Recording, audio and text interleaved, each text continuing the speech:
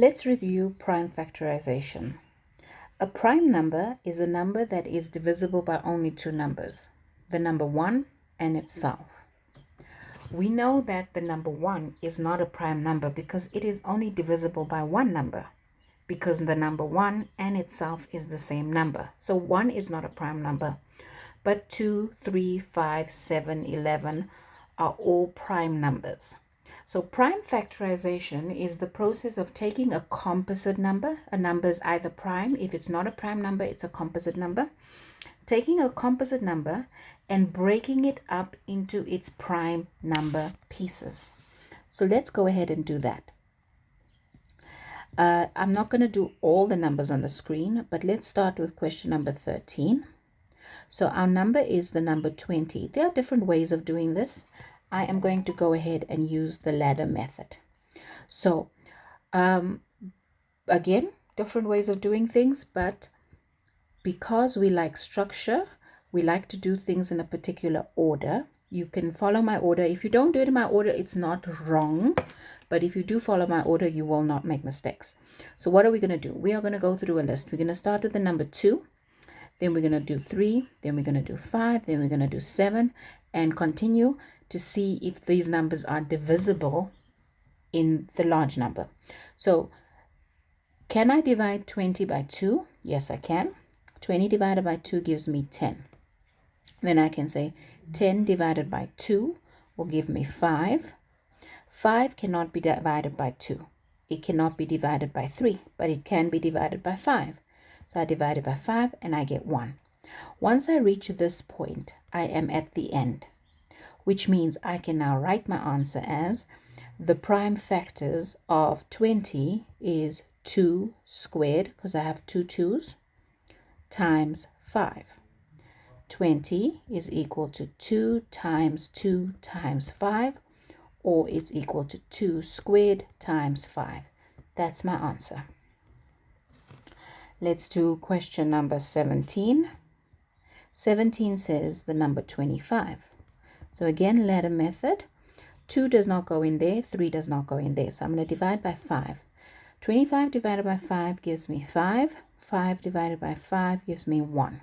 So 25 is equal to 5 times 5, or 25 is equal to 5 squared. Let's do 21. That's the number 80. Let's do the tree method. So this is the ladder method. I'm going to do the tree method where I'm making a tree. So I'm doing 2 branches. My first branch I'm going to divide by 2. So 80 is equal to 2 times 40. 2 is a prime number, so that branch ends there. That's the end of that branch. I'm going to branch out 40 again. 40 is 2 times 20. 20 is 2 times 10.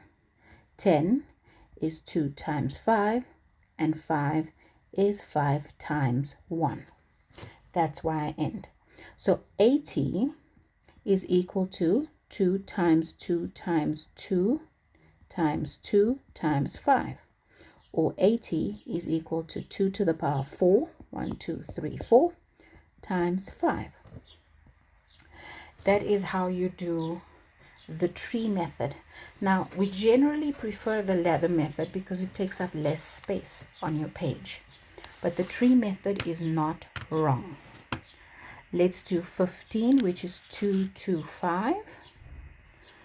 Number 15, the number 225. Again, prime factorization. So we're going to divide by 5. 2 to 5 divided by 5 gives us 45. Divide by 5 again gives us 9. Then we are going to divide by 3, which gives us 3.